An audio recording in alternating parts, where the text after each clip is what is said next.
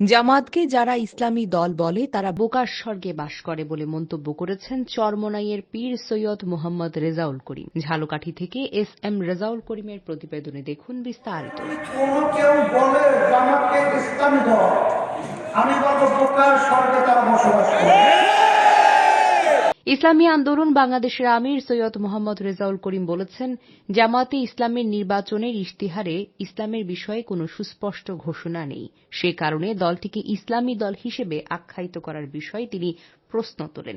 বৃহস্পতিবার বিকেলে ঝালকাঠি কেন্দ্রীয় ঈদগাহ ময়দানে আয়োজিত এক নির্বাচনী জনসভায় প্রধান অতিথির বক্তব্যে তিনি এসব কথা বলেন। চরমোনাই পীর বলেন, ইসলামী আন্দোলন বাংলাদেশ তাদের নির্বাচনী ইশতেহারে স্পষ্টভাবে উল্লেখ করেছে শরীয়তকে প্রাধান্য দিয়ে রাষ্ট্র পরিচালনা করা হবে। অন্যদিকে জামায়াত সহ বিভিন্ন রাজনৈতিক দল ইশতেহার প্রকাশ করলেও সেখানে ইসলামের বিষয়ে কোনো স্পষ্ট দিক নির্দেশনা নেই বলে তিনি দাবি করেন। তিনি আরো বলেন, 2024 সালের 5 আগস্টের গণঅভ্যুত্থানের পর ইসলামের পক্ষে একটি ঐক্যবদ্ধ রাজনৈতিক অবস্থান গড়ে তোলার ঘোষণা দেওয়া হয়েছিল। শুরুতে কয়েকটি ইসলামী দল সেই উদ্যোগে একমত হলেও সময়ের সঙ্গে সঙ্গে কিছু দল ক্ষমতার রাজনীতিতে জড়িয়ে পড়ে বলে অভিযোগ করেন তিনি। দেশের রাজনৈতিক ও অর্থনৈতিক পরিস্থিতি নিয়ে সমালোচনা করে ইসলামী আন্দোলনের আমির বলেন, গত 5 দশকে যারা রাষ্ট্র পরিচালনার দায়িত্বে ছিলেন তাদের শাসনামলেই দুর্নীতি বেড়েছে। বিপুল পরিমাণ অর্থ বিদেশে পাচার হয়েছে এবং বিদেশে অবৈধ সম্পদের সংস্কৃতি গড়ে উঠেছে বলেও তিনি মন্তব্য করেন।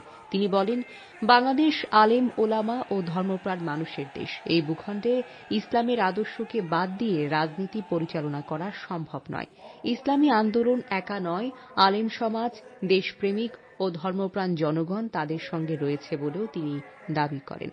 ইসলামী আন্দোলন বাংলাদেশের ঝালকাঠি জেলা সভাপতি হাফেজ আলমগীর হোসেনের সভাপতিত্বে অনুষ্ঠিত এই জনসভায় বিশেষ অতিথি হিসেবে বক্তব্য রাখেন দলের কেন্দ্রীয় কমিটির প্রেসিডিয়াম সদস্য অধ্যাপক আশরাফ আলী আকন, ঝালকাঠি 2 আসনের সংসদ সদস্য প্রার্থী মাওলানা সিরাজুল ইসলাম সিরাজি এবং ঝালকাঠি 1 আসনের সংসদ সদস্য প্রার্থী মাওলানা ইব্রাহিম আল হাদি। আমরা গতকালকে আমাদের ইশতেহার প্রকাশ করেছি, জামায়াত করেছে, অন্যান্য দল করেছে। ইশতেহারের ভিতরে পরিষ্কারভাবে আমরা কি বলেছি, শরিয়াকে প্রাধান্য দিয়ে দেশ পরিচালনা করবে। জামাত কি একবারও ইসলামের কথা বলছে না? একবার পাইছে না? দেখছেন কোথায়? এরপরে যদি কোনো কেউ বলে জামাতকে ইসলামী দল, আমি বলবো বোকার স্বর্গে তারা বসবাস করে। এই দেশ অসংখ্য আল্লাহ বলিয়ে ধরে আছেন। নিজামুল সাহেব রহমাতুল্লাহি আলাইহি, আমার দাদা ইসহাক সাহেব রহমাতুল্লাহি আলাইহি, শাহজালাল রহমাতুল্লাহি আলাইহি, শাহজালাল রহমাতুল্লাহি আলাইহি, এই আমাদের পটুয়াখালী জেলায় মির্জাগঞ্জে শুয়ে আছেন কে? ইয়ারউদ্দিন সাহেব রহমাতুল্লাহি আলাইহি। এই পবিত্র জমিনের মধ্যে ইসলাম থাকবে না, এখানে থাকবে সেই ব্রিটিশ, আমেরিকা, পাশ্চাত্য দেশের নিয়মিত আদর্শ। ওর নিয়মিত আদর্শ সেই পাশ্চাত্যের মোড়লদের আপনারা এখন মুখোশ উন্মোচন হয়েছে।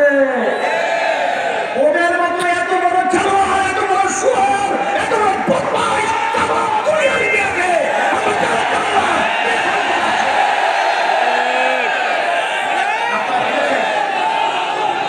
সেই পশুদের আদর্শ আমাদের এই জন্মভূমি বাংলাদেশে বাস্তবায়িত হবে। আর এটা আমরা দেখবো, এটা শুনবো, এটা বাস্তবায়ন হতে দেবো, হতে পারে না। এই জন্য আমি কথা বেশি লম্বা বলবো না। আমরা একা হয়ে গেছি মনে হয়, দল মনে হয় থাকবে না। এটা আল্লাহ